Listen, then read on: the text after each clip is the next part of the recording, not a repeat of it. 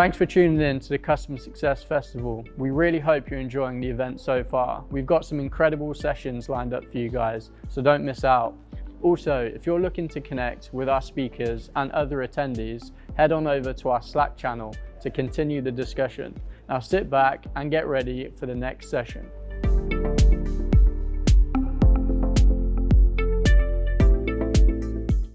Hello, welcome to the Foolproof Guide to Secure Retention, Renewals, and Expansion section.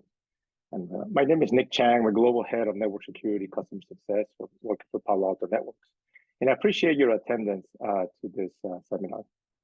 What we'd like to cover in this conversation for my thing to share is a couple of things in particular. Number one, I would like to share some of the thoughts that I have based on experiences of how customer success drives overall customer lifetime value with effective retention, renewals, and expansion best practices and proven techniques. Also, would like to also spark conversations here at the Customer Success Collective, as we are a community of practitioners out there. We want to make sure that we can start thinking differently. We can be able to continue to show the value of customer success.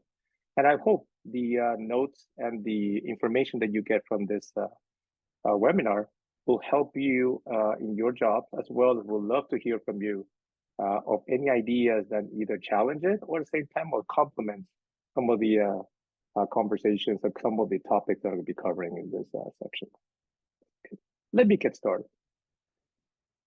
The way I'm going to structure this section is going to be in three categories. Number one, we'll talk about the customer journey, what exactly that means in terms of the overall retention and expansion opportunity. In addition to that, we'll talk about the relationship that we'll have between customer success and sales throughout the journey along the way. The second piece we'll talk about is general best practices. You will see that there are several categories within the best practices that will hopefully help you start rethinking how you tackle the renewals and expansion opportunities in every of your accounts. And last but not least, we'll talk about some final thoughts, a summary of all the content I'll be covering in this webinar. Let me start with the customer journey. We all know what customer journey is in the context. If we start with the basic objectives of customer success, I will say there are three categories in here. It could be your company, could be one of them, it could be two of them, or it could be all three of them, or it could be a hybrid of three plus more. But let me go over these three distinct categories and objectives of customer success organization. The first one is about value assurance. The primary goal of this organization is going to be to drive adoption and value attainment.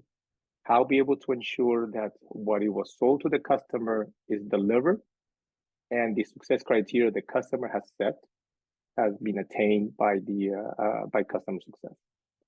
The main focus of that group, of that category, primarily is to be able to ensure that the adoption of the product goes successfully, as well as be able to interact with the customer to ensure that the business value that they were expecting from the product or subscription are attained. When it works best, primarily, it's going to be in customers who are buying high complex solutions, longer deployment times, longer adoption times, or maybe because there's a low market maturity for the product and solution itself. The second category we'll talk about is around churn reduction. There's a lot of customer success organizations out there primarily focused on ensuring that we retain the customers, meaning that we're going to go below the 5% industry standard on churn. What do we do that? What is the main focus on that? Primarily because we want to make sure that customers that are in low risk, they will continue to renew, but we pay close attention to accounts that are in high risk of churning. Primarily because they haven't adopted properly, they have no interest, they are run out of time, they change priorities. There are so many reasons why potential churns will happen. And therefore, the main focus of customer success is going to be how to ensure that for those low satisfaction, low adoption level customers, how we make sure that the retrain them, do a get well plan, or some sort of a way to identify additional benefits so the customer realizes the value and ensure that there's no churn in those accounts. Normally, the churn reduction function for customer success is best works when the product's complexity is in the medium stages, or you're in a very highly competitive market when customers can move from one vendor to another vendor very easily. Last but not least, it's about the demand expansion. There are certain customer success organizations, their primary goal is going to be to grow the install base or upsell and cross-sell. Needless to say, in order to do that, we have to ensure that the customer attain the value of the original purchase. We have to ensure as well that the customer doesn't churn. But the main focus on interaction is going to be primarily around how to ensure that the customer, after they attain the value of the original purchase, and identify additional ways to drive that value, either an upsell opportunity, increase the number of licenses for a particular use case, or so on, or expand it to other groups.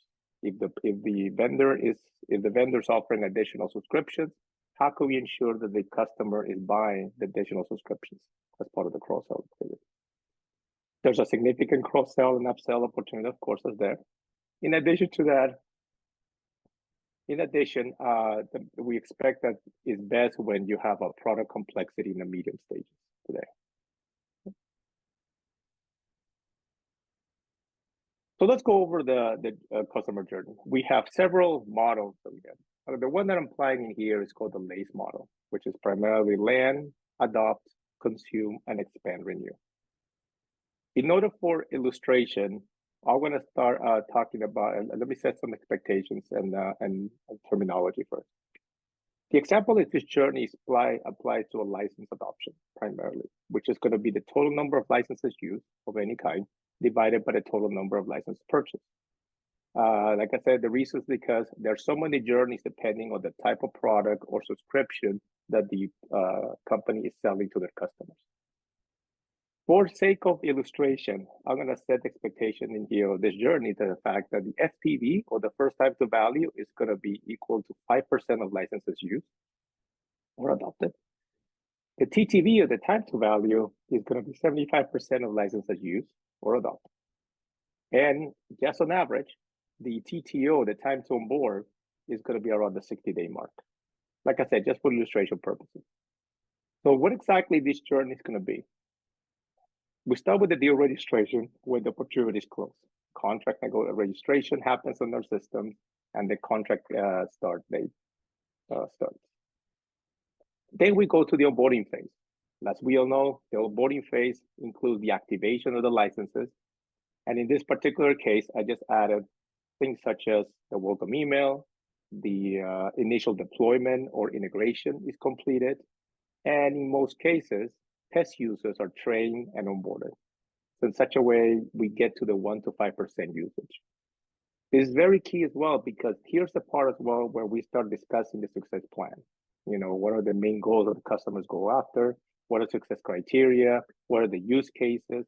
And tied to the problems that they want to solve in the first place, all documented in the success plan. So for this particular illustration, in this journey, we consider the FTV to be 5% of usage. Okay? Perfect.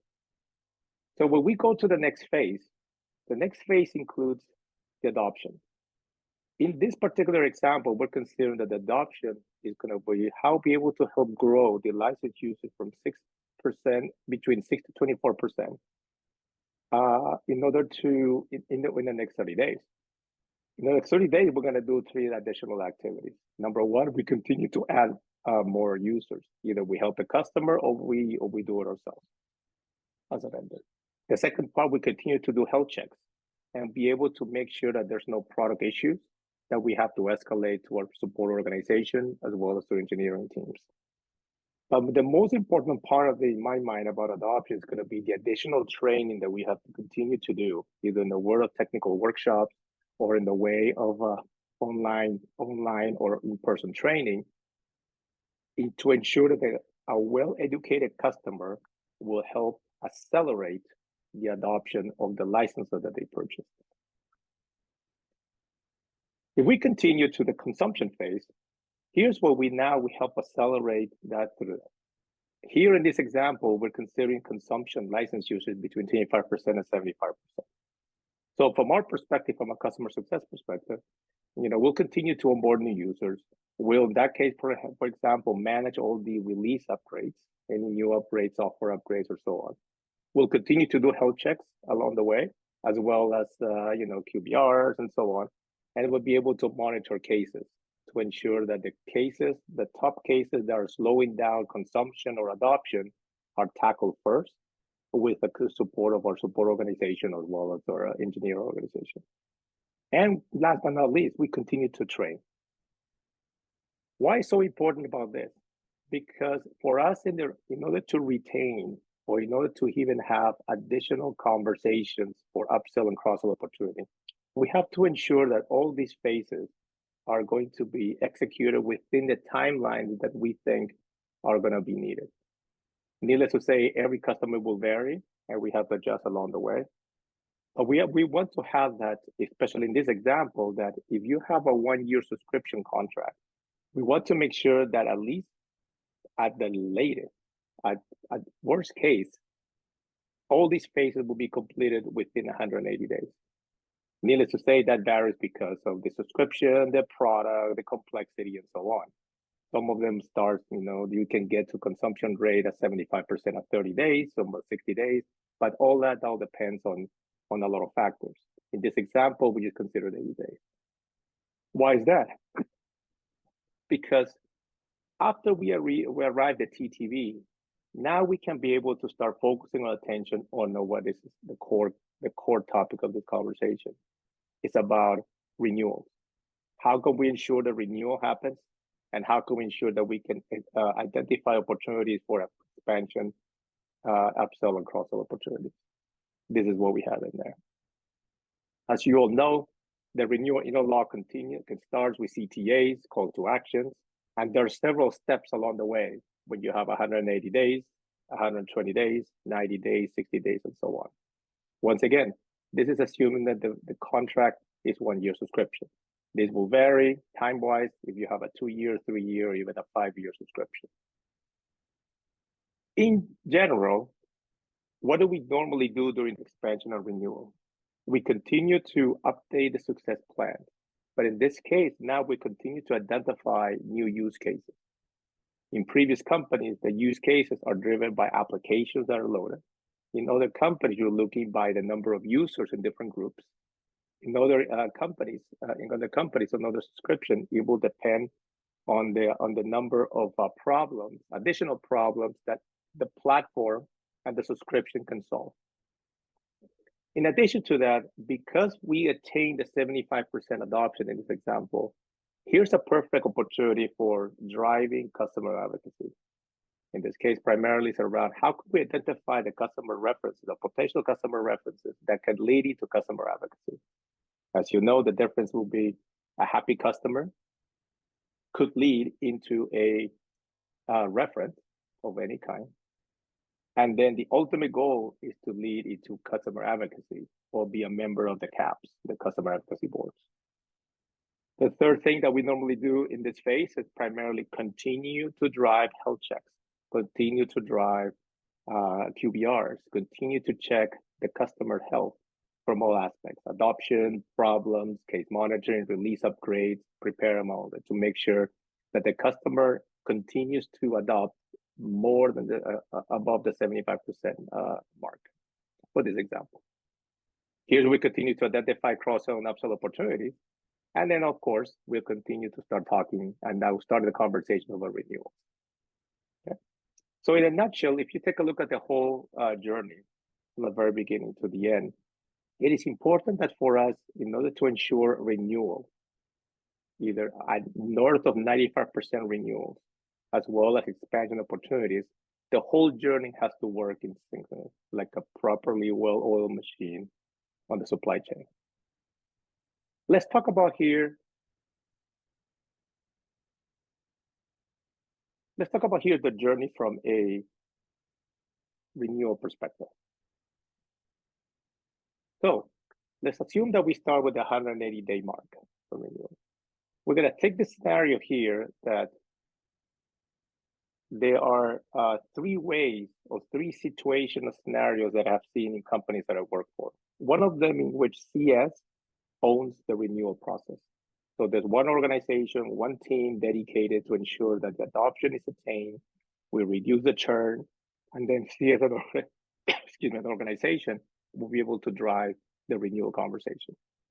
The second part is when the renewal conversation is led by the account team, the sales account team, but the CS team is working very closely with account team. So there are two groups. Why? Because of compensation issues and so on.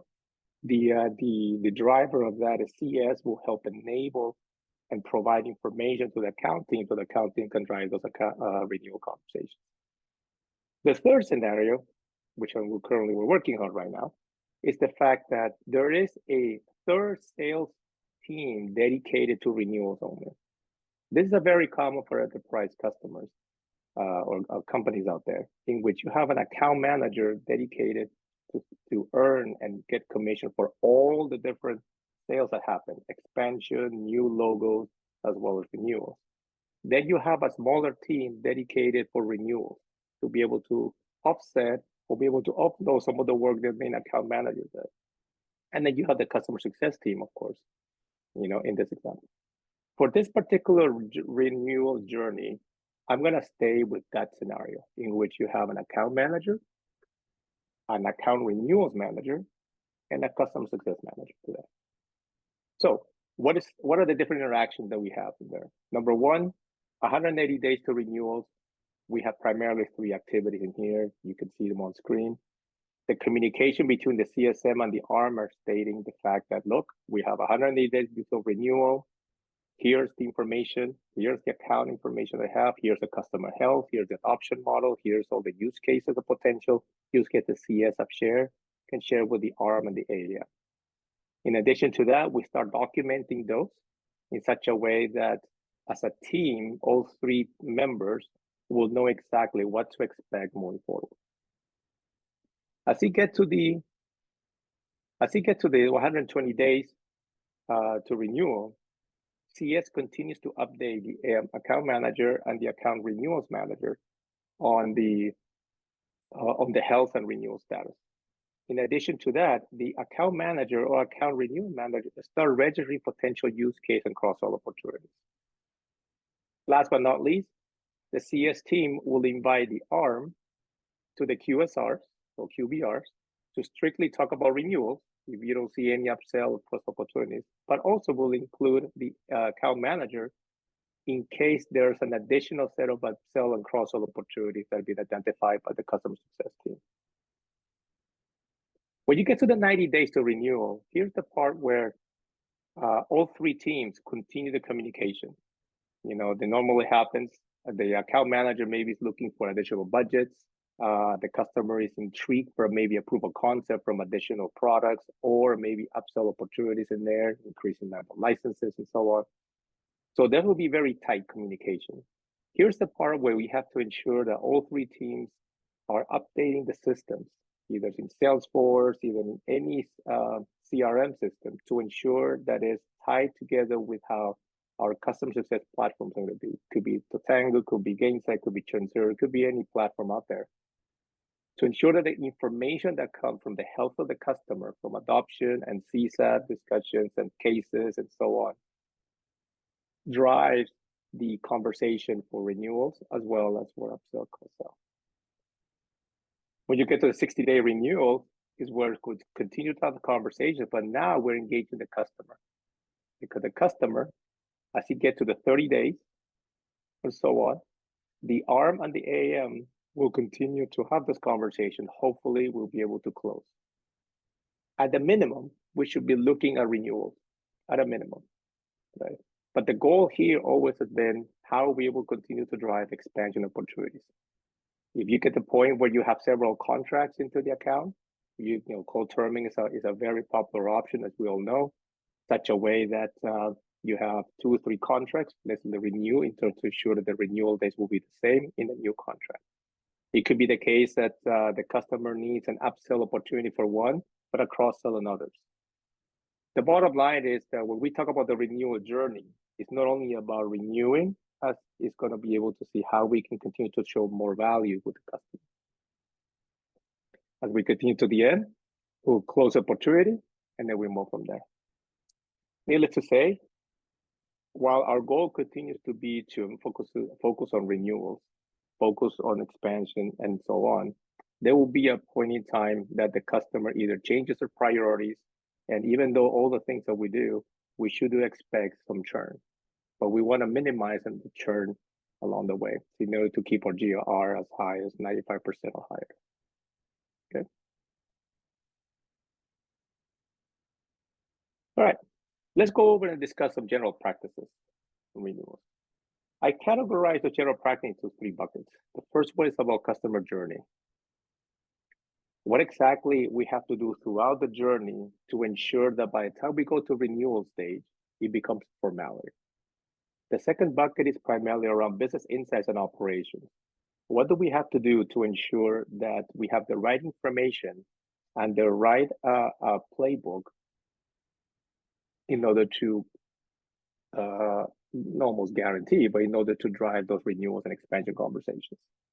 And last but not least, what type of relationship we need to have from a customer success side with the rest of the company in order to establish that partnership. And we'll talk about that in a second.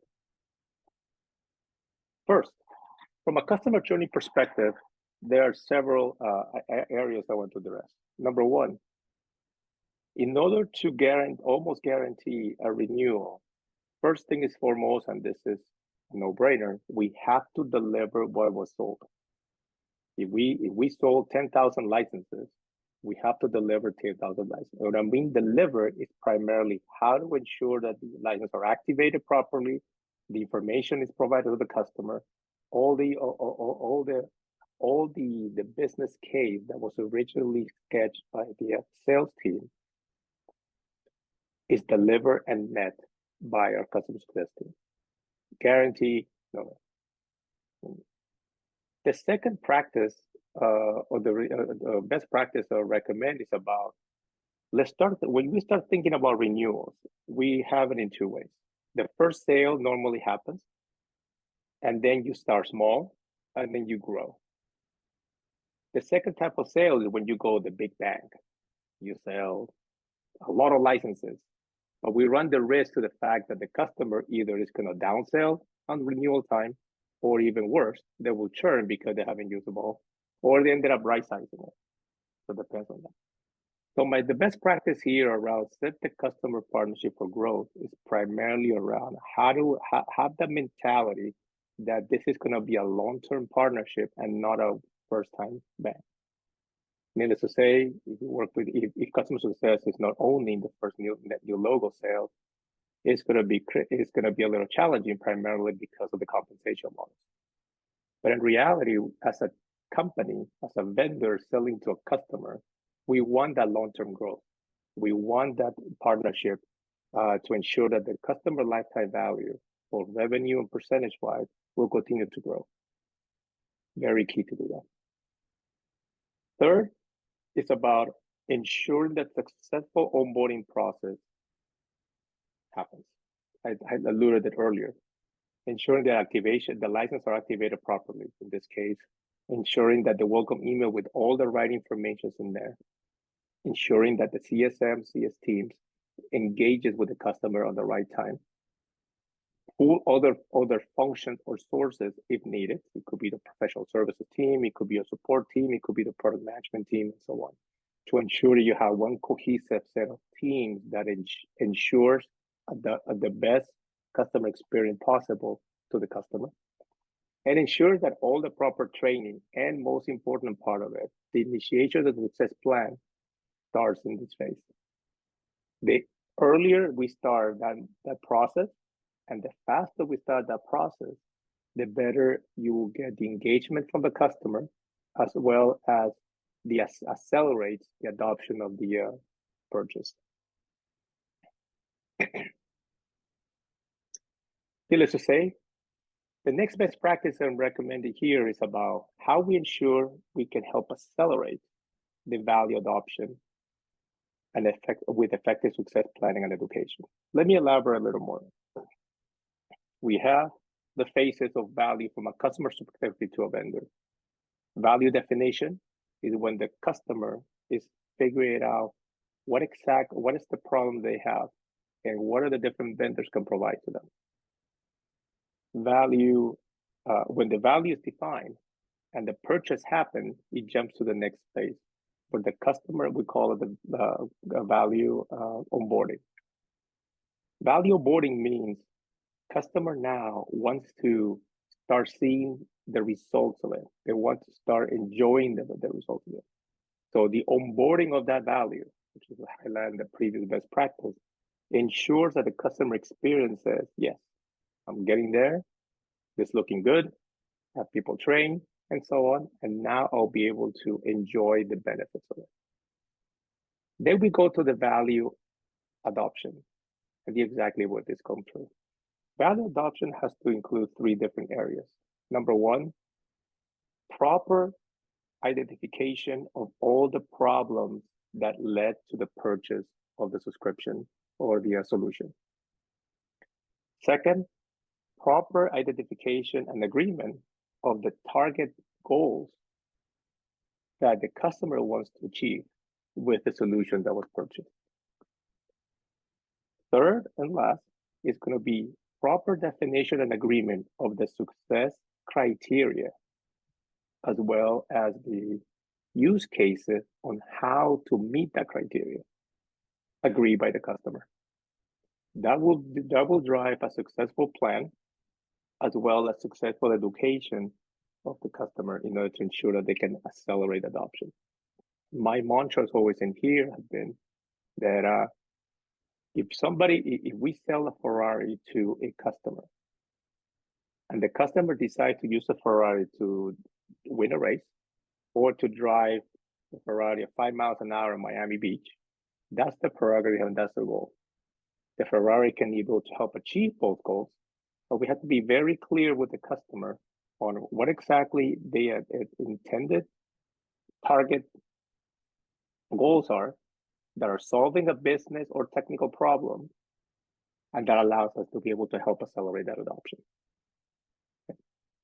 I've seen so many cases of accounts where the customer either is not interested, or the licenses were sold as an add-on to another purchase, right? Or they don't have the time and bandwidth. So we'll talk about a little more about how to ensure that. But at the bottom line, one of the renewals best practices that I preach a lot is about ensuring the acceleration of that value adoption in order for the customer to start even thinking about renewal conversations. Another best practice here is about customer advocacy with value attained. So let's face it, customer advocacy here is going to be key. If we attain that value, in the case of the Ferrari, if the customer is driving that car at 5 miles an hour in Miami Beach, that means that they attained the value. They love the car, and what's it going to be? So they're a happy customer. That we can use it. We can use that happiness to drive a sort of conversations. Okay, that's great. This is great because now we're happy. A happy customer allows us to have a great conversation about renewals, and most importantly, it's about upsell and cross-sell, which leads to the last best practice.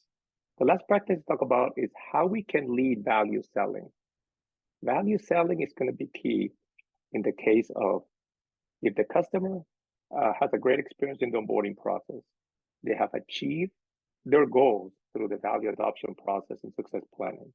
They are a very happy customer and they're becoming an advocate for us. Then we can have continuous conversations on value selling for upsell and cross-sell. Why? Because it will be easier to have a conversation with the customer on expanding additional use cases, right? Or at a minimum, continue to say, this is the only use case that you engage with them as a customer. Are you happy to renew? Conversation will be very simple. Okay. In the category of business insights and operations, I will say the best practices apply as follows. Number 1, you have to determine propensity to renew factors. Other companies call it determining or defining churn factors. In some companies, for example, what I use is primarily customer health, like CSAT, NPS, adoption percentages, product issues, how many product issues will be, so on. Some other companies have used achieve and new use cases. Remember, in the use case, I have a problem statement, I have a target, and they have a success criteria. And last, propensity to renew. It could be customer budgets and purchasing patterns.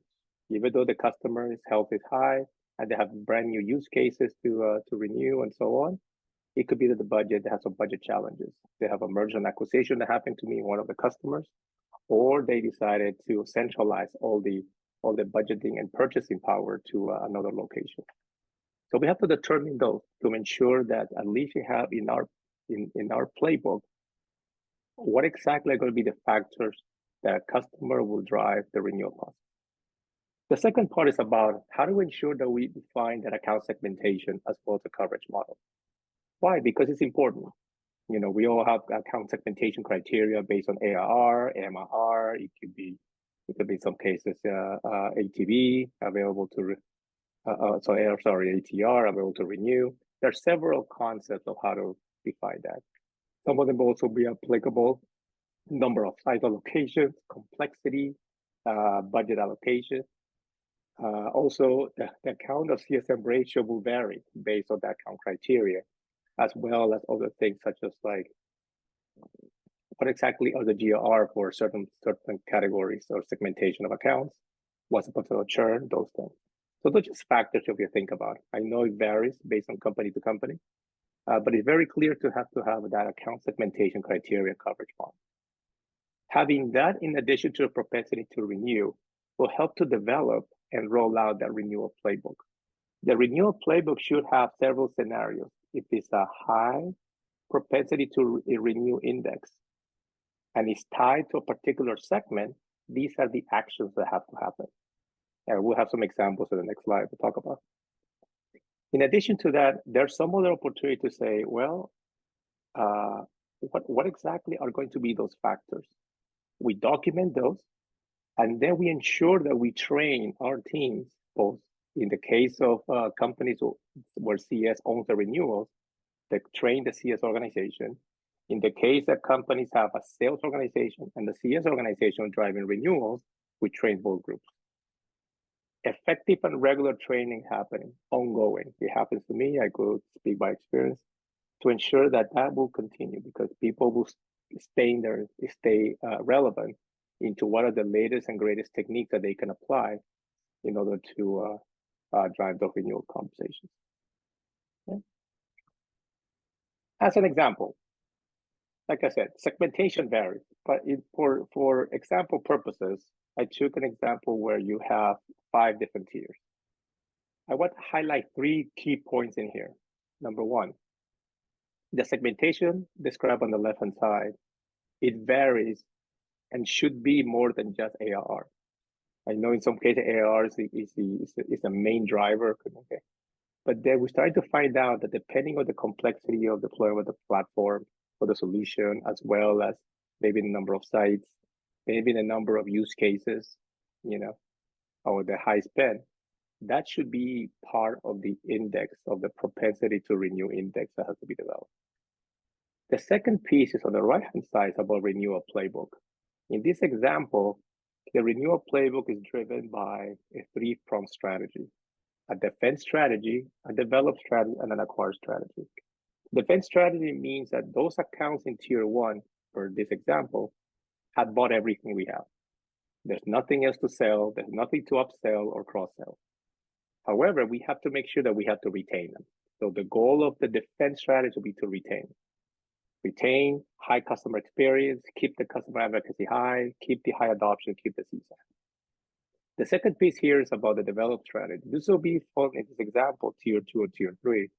Accounts that we want to ensure that the use cases they bought the platform and the solution for has high adoption and CSAT as well. But also start expanding from their traditional use cases to maybe more custom use cases for growth. Use cases that even us as a company have not thought through, but the customer's looking at those. Why? Because now we have a high spend and then be able to understand, okay, there's a lot of potential for upsell and cross-sell in tier 2, tier 3. And we have this last category, which is about acquired strategy. In some companies, like in my company, it's a partner-led strategy, in which instead of going directly to the customer, we go to the partners to enable them and to ensure that they use standard use cases in order to drive those renewal conversations. Okay? So that's point number 2.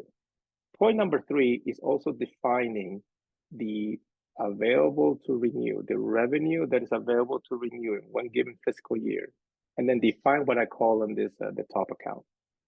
Why is that? Because we wanted to make sure that at least 95% of the revenue come from the top accounts, in order to ensure that the icing on the cake, if we get in this example tier 4, tier 5 accounts, perfect, we'll get to 100% renewal. But in reality, we have to make sure that the top accounts, which is an example, consists of tier 1, tier 2, tier 3 accounts, sorry, are the ones going to be paying our attention.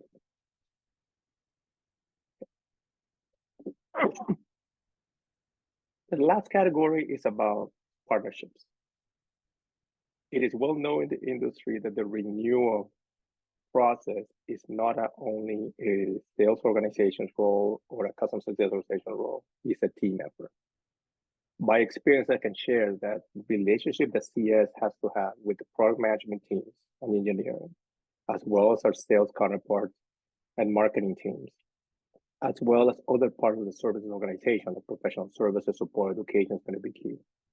I have one customer, for example, in my previous career, in which they agree on the renewal as long as product management agree on 5 requests for enhancements of the platform. The second part is around the renewal.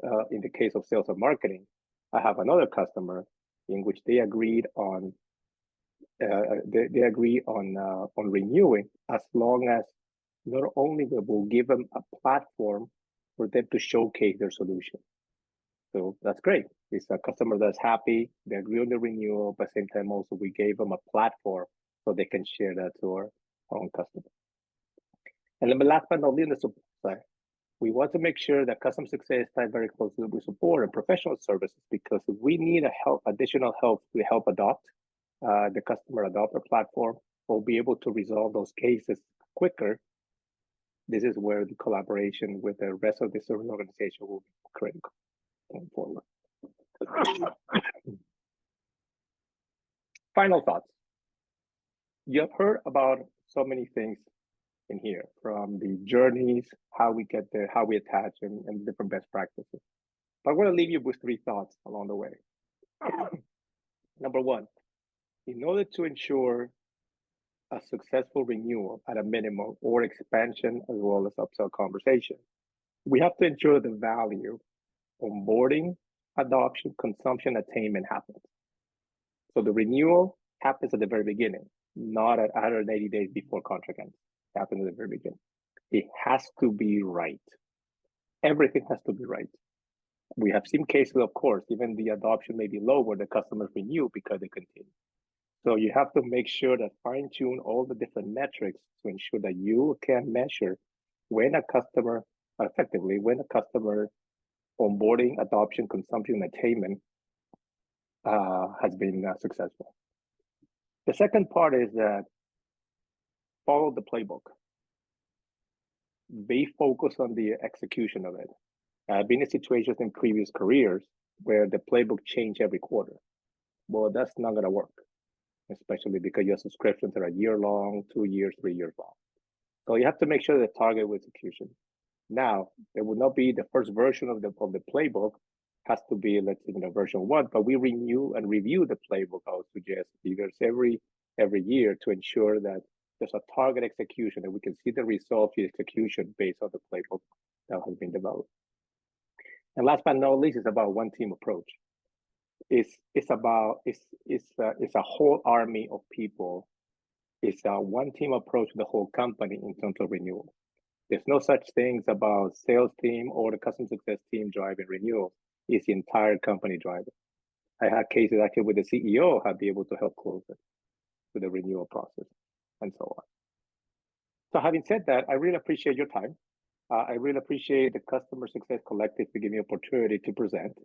And I'm hoping I can hear from you shortly. I will say LinkedIn or in other parts of the forum of the collective. Having said that, thank you. Have a great day.